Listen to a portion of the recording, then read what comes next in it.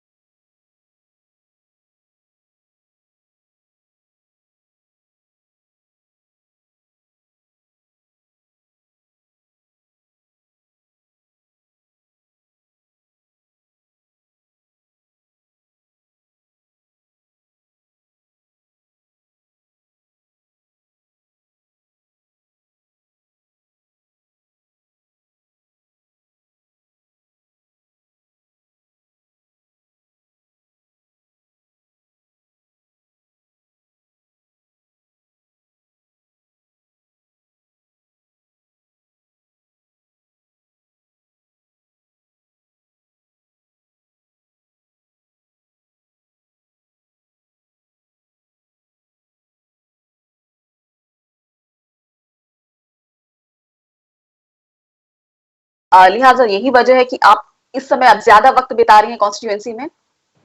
हाँ, देखिए, ऐसा है कि ज्यादा तो कुछ कर नहीं पाती हूँ, लोगों के बीच तो नहीं जा सकती हूँ, लेकिन रिमोट कंट्रोल भी कोई चीज होती है।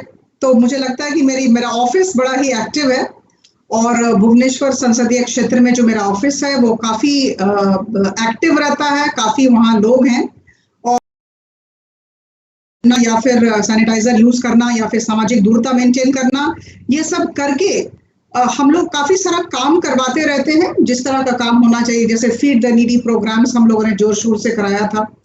सामाजिक सचेतनता की दिशा में भी हम लोगों ने काफी काम किया और अभी भी कर रहे हैं। और इसके अलावा मैं हमेशा अपने ऑफिस में बैठना पसंद करती हूँ क्योंकि अभी तो मैं फील्ड में नहीं जा सकती हूँ, वरना मैं मैसिव टूरर हूँ। मैं करीबन 25 से 27 दिन, 30 दिनों में 25 से 27 दिन जरूर फील्ड में जाने की कोशिश करती हूँ। 2 घंटा हो, 3 घंटा हो या 6 घंटा हो या 8 घंटा हो, लेकिन जरूर मैं लोगों के साथ, लोगों के घर के पास जाना पसंद करती हूँ। लेकिन अभी ग्रीवेंस हियरिंग जरूर करती हूँ। मुझे लगता है कि जन अभियोग सुनना और उसके समाधान की दिशा में कार्यरत होना, ये किसी भी पब्लिक रिप्रेजेंटेटिव का सबसे बड़ा धर्म है। तो मैं इस दिशा में बहुत काम कर रही हूँ और अभी मैंने एनुअल रिपोर्ट कार्ड अपना बाहर किया 1 साल के बाद, तो उसमें भी मैंने सिटीजन ग्रीवेंस रिड्रेसल को सबसे महत्वपूर्ण दर्जा दिया है। जी, तो लोगों से जुड़ी रहती हैं आप, उनके बीच जब नॉर्मल समय था तब आपने ज्यादा टाइम स्पेंड किया, अब आप डिजिटल प्लेटफॉर्म से जुड़ी रहती हैं। जो आपकी 1 साल की अचीवमेंट रही, उनमें आप सबसे ऊपर किसे रखती हैं? किन मुद्दों को, किन अचीवमेंट्स को? देखिए, ऐसा है कि एक तो मैंने जैसे कहा कि सिटीजन ग्रीवेंस रिड्रेसल को मैं बहुत महत्वपूर्ण समझती हूँ। कभी भी कोई भी किसी भी तरह का अभियोग लेकर या ग्रीवेंस लेकर आ सकता है और 100% तो मैं नहीं कहूंगी कि समाधान हो जाता है, लेकिन राज्य सरकार की सहायता से केंद्र सरकार की सहायता से या जिला प्रशासन की सहायता से जितना हो सकता है करना चाहती हूँ, करती हूँ। और पिछले 365 दिन में मुझे याद पड़ता है वो 23 मई का दिन जब मैं चुनाव में मैंने जीता था और मैं जीत कर आई थी, और 24 मई से अभी तक की जो जर्नी हुई, जो यात्रा हुई, उसमें सबसे ज्यादा महत्व मैं साधारण अभियोग को देना चाहूंगी, जन अभियोग को देना चाहूंगी। इसके अलावा जो संसदीय क्षेत्र में जो खास मुद्दे थे, जो बड़ी बड़ी समस्याएं थी, जो मैंने कैंपेनिंग के समय में लोगों ने मुझे कहा था, तो उन समस्याओं का निराकरण कैसे हो, समाधान कैसे हो, इस दिशा में भी मैंने काम किया। और मैं आप सबको बताना चाहूंगी कि इस दिशा में मैंने 11 मंत्रियों के साथ, केंद्रीय मंत्रियों के पास मैंने अपने कंस्टिट्यूएंसी के प्रपोजल्स दिए थे, 11 सेंट्रल मिनिस्टर्स। तो बड़ी खुशी होती है बताते हुए कि उसमें से काफी सारे प्रपोजल्स हैं जो अभी भी काम चल रहा है, होगा जरूर, मैं आशावादी हूँ। 3 बड़े बड़े काम हुए हैं और मैं बड़ी गौरवान्वित हूँ उसको लेकर। एक मैंने करीबन 1000 सोलर लाइट लगवाया, जो मिनिस्ट्री ऑफ पावर ने मुझे बड़ी सहायता की थी। दूसरा, एक जगह एक पर्टिकुलर पॉइंट पर मेरे कंस्टिट्यूएंसी में एक्सीडेंट्स बहुत होता था और फ्लाईओवर का डिमांड था, तो वहां हम लोगों ने 24 करोड़ का एक फ्लाईओवर की शुरुआत की ministry of surface transport and highways की सहायता से। और इस तरह के काम मेरे एक पर एक हम लोगों ने काफी सारा हाथ में लिया है। और एक सबसे बड़ा काम जो हम लोगों ने लिया, वो भुवनेश्वर और सूरत के बीच एयर इंडिया की डायरेक्ट फ्लाइट शुरुआत कराई है, मिनिस्ट्री ऑफ सिविल एविएशन की सहायता से हुआ।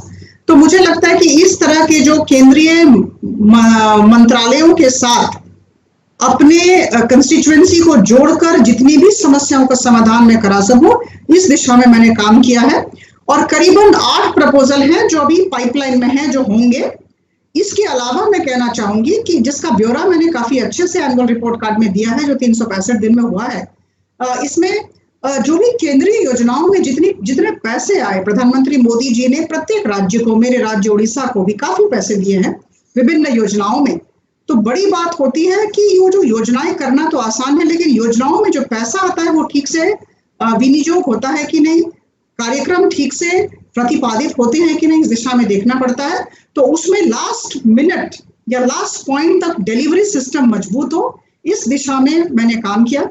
और मुझे एक सुविधा हुई, मैं सिविल सर्वेंट थी और 25 साल तक उड़ीसा राज्य में ही काम किया, और जहां से सांसद हूँ वहां मैं डिस्ट्रिक्ट कलेक्टर भी थी और वहां मैं म्युनिसिपल कमिश्नर भी थी 4 साल भुवनेश्वर में। तो मुझे समझदारी है, मुझे ज्ञात है कि कहाँ क्या होना चाहिए। तो इस दिशा में हम लोगों ने काफी 1 साल में काम किया। जी, अपराजिता जी, आप IAS officer 1994 batch Odisha cadre किए हैं, उसके बाद आप सांसद बनी।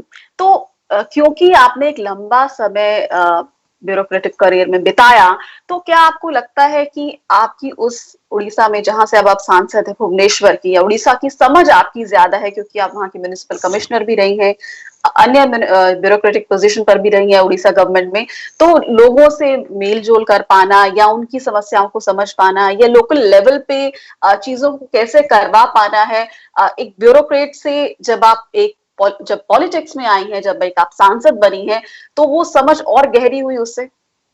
मुझे लगता है, देखिए, ये तो डेफिनेटली मेरे लिए एक एडवांटेज है, बड़ी मेरे विनम्रता के साथ फिर से कहूंगी, ये तो एक एडवांटेज है मेरे साथ। मैंने बड़े गुरुत्वपूर्ण पदवी पे काम किया है उड़ीसा राज्य में, करीबन 19 साल मैं वहां थी।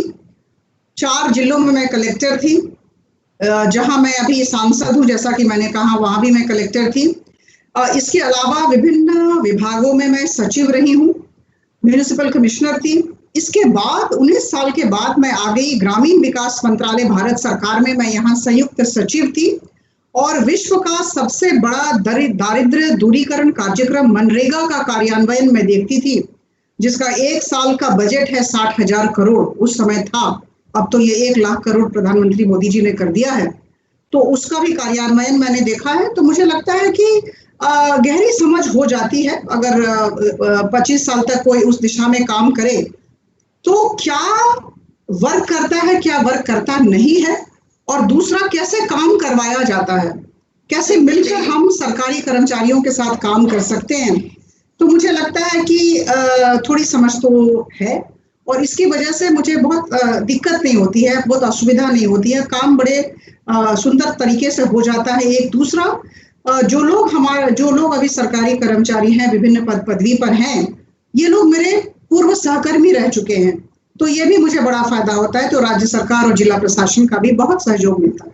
कोई दिक्कत जी। नहीं। तो एक तरह की अंडरस्टैंडिंग रहती है, क्योंकि जो लोग आपके सहयोगी रह चुके हैं, आपको उस स्कीम्स पे, योजनाओं पे अगर काम करवाना है अपने संसदीय क्षेत्र में, तो एक अंडरस्टैंडिंग, एक समझ रहती है।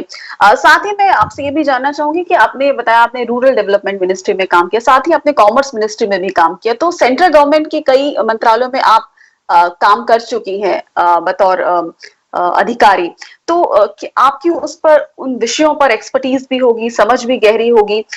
तो कौन कौन से ऐसे विषय हैं जो आपके जिन पर बतौर सांसद आपको लगता है कि आप काम करना चाहेंगे अपनी कॉन्स्टिट्यूएंसी?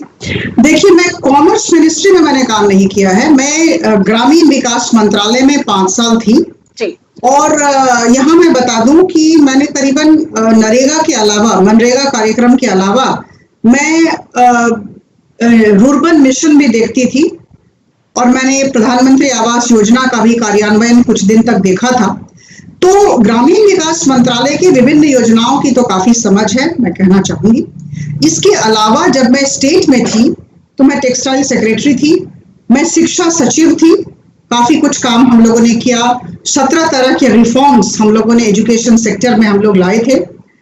इसके अलावा मैंने जैसा कहा, मैं म्युनिसिपल कमिश्नर थी, तो अर्बन डेवलपमेंट में बहुत सारे काम हमने किए, वहां भी मैं ग्रामीण विकास सचिव थी।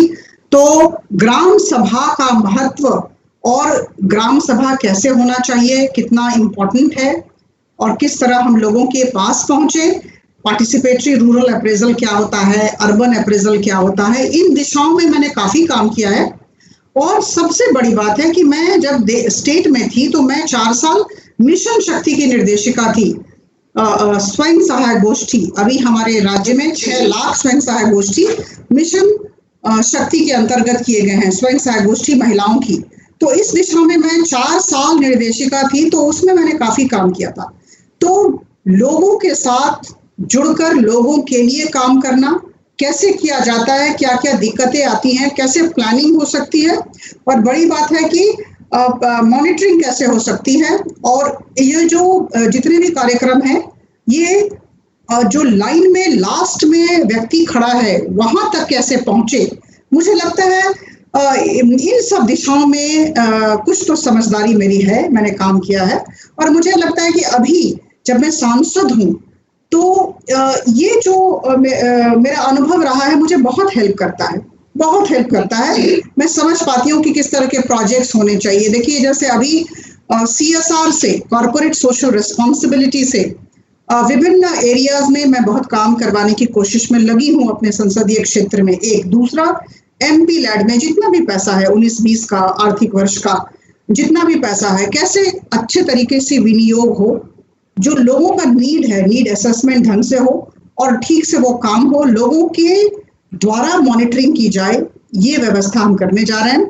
और एक बड़ी बात मैं कहना चाहूंगी कि जब मैं मनरेगा में कार्यरत थी यहाँ ग्रामीण विकास मंत्रालय भारत सरकार में, तो एक कंसेप्ट को हम लोगों ने काफी बढ़ावा दिया था। आदरणीय प्रधानमंत्री जी जब मई 14 में आए 2014 में, तो उन्होंने इस पर बहुत गुरुत्व दिया था। मैं कहना चाहूंगी सोशल ऑडिट, सामाजिक अंकेक्षण, जो काम होता है वो लोग खुद समझे, लोग खुद देखें, लोग खुद मॉनिटर करें, क्योंकि काम उनके लिए हो रहा है। तो मॉनिटरिंग जो है सो लोगों के द्वारा हो, सोशल ऑडिटिंग हो। तो इस दिशा में मैं अपने कंस्टिट्यूएंसी में भी काम करा रही हूँ। जी, आपने जिक्र किया कि मनरेगा योजना पर भी आपने काफी काम किया है रूरल डेवलपमेंट मिनिस्ट्री में रहते हुए। तो अब का जो समय है, ऐसे में लोगों की जो स्थिति है, बहुत नौकरियां नहीं है, बहुत बेरोजगारी भी है। अब ये भी समाधान के तौर पर देखा जा रहा है कि मनरेगा के जरिए लोगों को रोजगार दिए जाएं, जो रिवर्स माइग्रेशन हुआ है, जो लोग अपने गांव में लौट गए हैं, तो कुएं खुदवाने में, तालाब खुदवाने में, या फिर एनवायरमेंट के संरक्षण में, पेड़ लगाने में, ताकि जो जमीन में बारिश का पानी हो जमीन तक जाए और जितना भी इरोजन होता है उसे रोका जाए। तो मनरेगा को एनवायरमेंट से जोड़ने की भी बातें हो रही हैं। ऐसे में आप अलग अलग विषयों पर पार्लियामेंट में सवाल उठाती रहती हैं, पर्यावरण से जुड़े भी। आप मनरेगा को किस तरह से देखती हैं कि अभी के समय में मनरेगा जो योजना है वो इतने बड़े लेवल पे रोजगार देने की संभावनाएं रखती है? देखिए, इस साल मनरेगा का बजट था 60,000 करोड़, और जब ये कोविड आया तो आदरणीय प्रधानमंत्री जी ने 40,000 करोड़ और देकर इसे 1 लाख करोड़ कर दिया है। मई 2014 में मैं उस समय संयुक्त सचिव थी। मैं 2013 के अंतिम समय में मैं संयुक्त सचिव होकर अपने राज्य से दिल्ली आई थी, 2013 का लास्ट। जी। और 2014 में मनरेगा की स्थिति बड़ी खराब थी, बड़ी खराब स्थिति थी, और लोग कह रहे थे कि सारा पैसा जो है सो सिफनिंग हो रहा है, खा रहे हैं, इधर उधर सब लोग खा रहे हैं और कुछ काम नहीं हो रहा है, और बहुत हद तक बात सच भी थी। फिर उसके बाद प्रधानमंत्री जी का और मिनिस्ट्री का डायरेक्शन आया, मैं उसमें संयुक्त सचिव थी, मुझे अभी तक याद है। हम लोगों ने काफी संस्कार हम लोगों ने लाने की कोशिश की, काफी संस्कार। एक तो मैं बताऊंगी कि पूरा इसका आभिमुख्य ही चेंज कर दिया गया। पहले क्या होता था, डिगिंग द अर्थ, माटी खोदना इसे बोलते थे हम लोग, ऐसा बोलते थे सब लोग। लेकिन उसके बाद इस पर एसेट बनाने पर गुरुत्व दिया गया, परिसंपत्तियों की सृष्टि, एसेट क्रिएशन पर गुरुत्व दिया गया। दूसरी बात मैं कहूंगी, इसे जल संवर्धन और जल संरक्षण और जल प्रबंधन से जोड़ा गया, water conservation and water management and water harvesting, इससे जोड़ा गया। अभी आप देख रहे हैं जल शक्ति मंत्रालय का गठन हुआ है, और जल शक्ति मंत्रालय और ग्रामीण विकास मंत्रालय, दोनों मंत्रालय मिलकर इस दिशा में बड़ा अच्छा काम कर रहे हैं। वाटरशेड डेवलपमेंट हो, या फिर वाटर हार्वेस्टिंग स्ट्रक्चर सब जगह हो, या फिर डगवेल्स की बात हो, या फिर रिनोवेशन ऑफ पॉन्ड्स की बात हो, या फिर प्लांटेशन की बात हो, इन सब दिशाओं में काफी अच्छा काम हो रहा है मनरेगा के अंतर्गत। और अगर हम ट्रांसपेरेंसी की बात करें तो दो चीजें की गई, जियो टैगिंग की व्यवस्था की गई। हर एक परिसंपत्ति, हर एक एसेट जो क्रिएट हो रहा है, इसे हम लोग बोलते थे, अभी भी बोला जाता है, बिफोर, ड्यूरिंग, आफ्टर। जब परिसंपत्तियां बनती हैं उसके पहले क्या स्थिति है जमीन की, और जब बन रही होती है परिसंपत्तियों की तो उसका चित्र लिया जाता है, और फिर जब बन जाती है तो उसका चित्र लिया जाता है। इसे कहा जाता है बिफोर, ड्यूरिंग एंड आफ्टर। ये किया जाता है ट्रांसपेरेंसी के लिए, पारदर्शिता के लिए, और ये स्पेस टेक्नोलॉजी के माध्यम से ये किया जाता है। और तो सारी संपत्तियां, सारी परिसंपत्तियां, सारे एसेट्स जो शुरू से अभी तक बने हैं या बन रहे हैं, इसे जियो टैगिंग किया जा रहा है और पब्लिक डोमेन में है, कोई भी देख सकता है। ये बहुत ही मुझे लगता है पाथ ब्रेकिंग इनिशिएटिव है ग्रामीण विकास मंत्रालय भारत सरकार का। दूसरा, 1 जनवरी 2015 से प्रधानमंत्री जी के आदेश से बहुत ही अच्छा कार्यक्रम शुरुआत की गई थी, national electronic fund management system. जितना पैसा है किसी के हाथ में नहीं जाएगा, सीधा अकाउंट में जाएगा, डायरेक्ट बेनिफिट ट्रांसफर। तो इतना पैसा सारा वेंडर्स के हाथ में ना जाकर उनके अकाउंट में जाता है, जो वेज अर्नर्स है उनके अकाउंट में जाता है। हर तरह का, कहीं कोई पैसा कोई उठा ही नहीं सकता है, छू ही नहीं सकता। तो मुझे लगता है कि काफी संस्कार लाने की कोशिश की गई है, एसेट क्रिएशन पर ध्यान दिया गया है, और वाटर कंजर्वेशन, वाटर मैनेजमेंट पर गुरुत्व दिया गया है। जी, तमाम जो पर्यावरण से जुड़े उन पर ध्यान दिया जा रहा है, और मनरेगा के जरिए पर्यावरण को भी संरक्षित करने की कोशिश की जा रही है। न सिर्फ लोगों को रोजगार मिल रहा है, लेकिन पर्यावरण को भी संभालने की, संजोने की कोशिश है। अब मैं आपकी शुरुआती दिनों पर आना चाहूंगी, जब आपने भागलपुर में पढ़ाई की, वहाँ कॉलेज आपने किया, आपके पिता प्रोफेसर रहे हैं अंग्रेजी के, माँ शिक्षिका। तो क्या अब जब समय मिलता है तो क्या आप पुराने दिनों को याद करती हैं कि वो समय जो आपने बिताया भागलपुर में, वो जो बचपन का समय था, और फिर उसके बाद आप आईएएस बनी, आपने यूपीएससी क्वालिफाई किया, आईएएस ऑफिसर बनकर दिल्ली से फिर संसद तक पहुंची। तो अब क्या, जो अब समय मिलता है तो क्या माता पिता से बात होती है या घर में बात होती है? उन दिनों को क्या आप याद करती हैं? हाँ, दुर्भाग्यवश मेरे माता पिता अब नहीं हैं, काफी जल्दी गुजर गए, लेकिन उनका आशीर्वाद हमेशा से रहा है, और हमेशा मैं उनको याद करती हूँ। और जो भी मैं आज हूँ उनकी वजह से हूँ। मैं भागलपुर में मैंने पढ़ाई की है, माउंट कार्मेल स्कूल में मैं पढ़ती थी, और मैं शुरू से क्लास लीडर रही हूँ, स्कूल लीडर थी, और उस समय भी वोटिंग होती थी। तो अभी तक हाईएस्ट वोट्स स्कूल लीडर का जब चुनाव हुआ, जब मैं हेड ऑफ द कैबिनेट बनी, prime minister of the cabinet, तो उसमें भी जो वोट्स मिले थे, मुझे लगता है सर्वाधिक वोट, और अभी भी लोग बताते हैं कि स्कूल में वो रिकॉर्ड किसी ने ब्रेक नहीं किया है। तो मुझे लगता है कि शुरू से फिर स्टूडेंट्स यूनियन जब कॉलेज में आई तो वहीं का एक कॉलेज था सुंदरवती महिला महाविद्यालय। बड़े ही कंजर्वेटिव एटमॉस्फेयर में मैं बड़ी हुई हूँ, बहुत कंजर्वेटिव। बड़ी बेटी थी अपने परिवार की, माता पिता दोनों शिक्षक थे, काफी कंजर्वेटिव माहौल था घर में, और उन सबकी एक ही इच्छा थी कि बीए पास करूं और मेरी शादी कर दी जाए। तो ऐसे ऐसे वातावरण में मैं पढ़ती थी, लेकिन एक इच्छा थी, अदम्य इच्छा थी कि आगे बढ़ूं और शिक्षा लाभ करूं। और विनम्रता के साथ कहूंगी कि कभी भी मैं सेकंड नहीं आई हूं, हर एक क्लास में मैं फर्स्ट आती गई। तो माँ पापा को भी लगा कि नहीं, ये मैं आगे बढ़ूं। और उन्होंने मुझे याद है कि जब बीए ग्रेजुएशन का रिजल्ट निकला, मैं यूनिवर्सिटी में टॉप हुई थी, भागलपुर यूनिवर्सिटी में मैंने फर्स्ट पोजीशन जब हासिल किया, तो मैंने अपने पेरेंट्स को रिक्वेस्ट किया था कि मुझे 1 साल दिया जाए, मैं आईएएस की तैयारी करना चाहती हूँ। लेकिन मेरे माता पिता राजी नहीं थे, बिकॉज माहौल उस समय अलग था, ग्रेजुएशन हुआ नहीं कि शादी हो, तो उनकी इच्छा थी कि मैं शादी कर लूँ, फिर उसके बाद पढ़ाई करूँ। तो मैंने उनसे बहुत अनुनय विनय किया था एक दिन कि मुझे कुछ समय दिया जाए, कुछ समय दिया जाए। तो बड़ी मुश्किल से मेरे पेरेंट्स राजी हो गए थे, क्योंकि वो लोग भी शिक्षा से जुड़े हुए थे। तो उन्होंने कहा था कि 1 साल देते हैं, अगर 1 साल में अगर आईएएस कर गई तो कर गई, वरना शादी कर दूंगा। तो इस तरह मुझे अभी भी वो याद है, वो दिन याद है, वो शाम याद है जब मुझे ये कहा गया था, अल्टीमेटम दिया गया था। और उसके बाद 365 दिन मुझे दिए गए, 365 डेज, इधर या उधर, इस पार या उस पार। तो मुझे याद है कि उसके बाद मैंने ना सूर्यास्त देखा था, ना सूर्योदय देखा था। बहुत मेहनत की, 14-14 घंटा पढ़ती थी, और प्रथम चांस में ही भगवान का आशीर्वाद था, माता पिता का आशीर्वाद था। प्रथम चांस में ही 94 में मुझे आईएएस मिल गया। इंडियन एडमिनिस्ट्रेटिव सर्विस में मैंने प्रवेश किया, और फिर मसूरी चली गई, भागलपुर से सीधा मसूरी चली गई।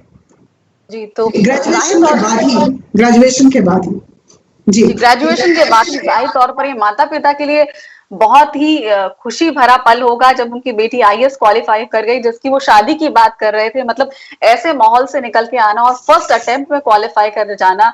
बड़ी बेटी थी तो जाहिर तौर पर ज्यादा रेस्ट्रिक्शंस थी आपके ऊपर।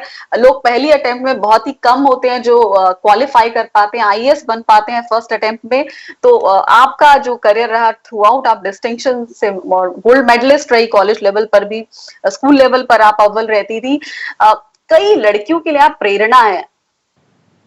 भारत में जो हम देखे जाता है, पॉलिटिकल पार्टिसिपेशन महिलाओं का बहुत कम है। इंडियन सब कॉन्टिनेंट में हम बहुत पीछे हैं।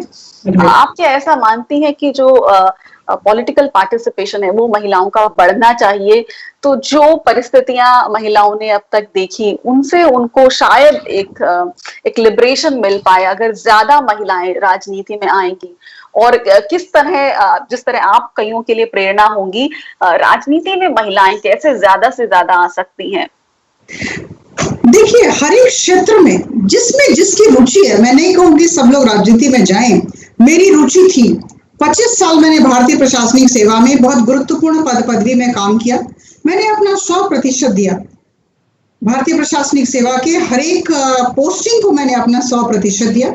उसके बाद मुझे लगा कि मुझे एक ब्रॉडर प्लेटफॉर्म चाहिए, बड़ा होराइजन चाहिए। तो मैं राजनीति में आ गई, और राजनीति में मैं जानती हूँ मुझे बहुत बड़ा प्लेटफॉर्म मिल रहा है। क्षितिज बहुत बड़ा है, horizon is very big, very huge, opportunities बहुत हैं, बहुत अच्छा लग रहा है। लोक सेवा और लोकनीति के लिए आई हूँ, तो मुझे लगता है कि अपॉर्चुनिटीज काफी हैं, सुयोग है। लेकिन मैं महिलाओं के बारे में कहना चाहूंगी कि जिसकी जिस दिशा में, जिस क्षेत्र में रुचि है, मुझे लगता है उस पोटेंशियल तक पहुंचने का वातावरण दिया जाए, प्रोत्साहित किया जाए उन्हें। लेकिन एट द सेम टाइम मैं कहना चाहूंगी कि महिलाओं का भी बहुत ही बड़ा दायित्व है, लड़कियों का भी बहुत बड़ा दायित्व है। उनको अपनी प्रतिभा को खुद पहचानना होगा, अपनी रुचि को खुद पहचानना होगा। और ये कहना कि समाज ने ऐसा चाहा और मैंने कर दिया, मुझे लगता है कि ये सही नहीं लगता है आज के माहौल में। हो सकता है 10 साल पहले, 15 साल पहले वैसी स्थिति हो, लेकिन अभी के माहौल में अगर कोई लड़की या कोई महिला ठीक ढंग से अपनी रुचि के पीछे जाना चाहे, जिधर रुझान है उस तरफ जाना चाहे, तो मुझे नहीं लगता है कोई भी शक्ति है विश्व की जो उसे रोक सके। बहुत कठिन परिश्रम की जरूरत है, इच्छा शक्ति की जरूरत है, प्रबल इच्छा शक्ति की जरूरत है, बहुत कठिन परिश्रम की जरूरत है और एक सकारात्मक मनोवृत्ति की जरूरत है। मैं कहूंगी एसर्टिव होना चाहिए, एग्रेसिव नहीं होना चाहिए। दोनों में फर्क होता है। जी, हमें पोलाइट रहना है, हमें एसर्टिव रहना है, हमें एग्रेसिव नहीं होना है। हम भूल जाते हैं, फेमिनिज्म के नाम पर बड़ी गलतियां हम कर लेते हैं, ये ना हो। देखिए, पुरुषों के साथ हमें कदम से कदम मिलाकर चलना है, आगे जाने की चेष्टा नहीं करनी चाहिए, पीछे भी नहीं रहना है, आगे भी नहीं जाना है, साथ चले, साथ चले, हाथ पकड़ के चले, ना कोई आगे जाए ना कोई पीछे रहे। लेकिन मुझे लगता है कि ये जो एक एग्रेशन मन में रहता है कि मैं भी दिखाऊं, ये ना हो। देखिए, जहां नॉलेज है वहां विनम्रता है, धैर्य और विनम्रता, मुझे लगता है ये होना चाहिए। प्रबल इच्छा शक्ति होनी चाहिए, कठिन परिश्रम करने की मनोवृत्ति होनी चाहिए। सब संभव है, लड़कियां आज के समय में सब कुछ कर सकती हैं। जी, आपने कहा कि साथ चलना चाहिए। आपके हस्बैंड भी आईएएस ऑफिसर हैं, उड़ीसा कैडर के ही, तो करियर में उनका भी बहुत साथ मिला। बहुत। देखिए, आज अगर मैं सांसद हुई हूँ उनकी वजह से हूँ। अगर उनका प्रोत्साहन न रहता, अगर उन्हें किसी भी तरह का दुख पहुंचता, तो शायद फैमिली मेरे लिए बहुत बड़ी प्रायोरिटी है। उनका सेंटिमेंट बहुत इंपॉर्टेंट है मेरे लिए। उनकी जो इच्छा, उनकी भावना का मैं बहुत कदर करती हूँ। तो मुझे लगता है कि मुझे दिक्कत होती, मुझे उन्हें बहुत समझाना पड़ता है शायद, लेकिन मुझे लगता है कि वो आज मेरे साथ खड़े हैं और खड़े रहेंगे, और आज जो भी मैं हूँ उनकी वजह से हूँ। जी, अंत में अपराजिता जी, मैं आपसे ये सवाल पूछना चाहूंगी, जब लोकल मुद्दों की बात आती है या आपके संसदीय क्षेत्र के मुद्दों की बात आती है, तो लोगों को ये पता नहीं होता कि एक सांसद से क्या उम्मीद रखें या एक विधायक से क्या उम्मीद रखें या लोकल बॉडीज में जो एडमिनिस्ट्रेशन है उनसे क्या उम्मीद रखें। तो आप अपने इस समय में अपने संसदीय क्षेत्र के लोगों से क्या कहना चाहेंगे? जैसा भी अभियोग है बताएं, और अभियोग को सुनूंगी और अभियोग के समाधान की दिशा में अपना 100% दूंगी। सिंसियरिटी और डिलीजेंस के साथ काम करती आई हूं और करती रहूंगी। जैसा भी प्रॉब्लम हो, जैसी भी समस्या हो, मुझे लगता है कोई भी ऐसी समस्या नहीं है जिसका समाधान नहीं होता है। और अगर हम सकारात्मक मनोवृत्ति लेकर काम करें, अच्छी भावना लेकर काम करें, तो मुझे लगता है सब कुछ संभव है।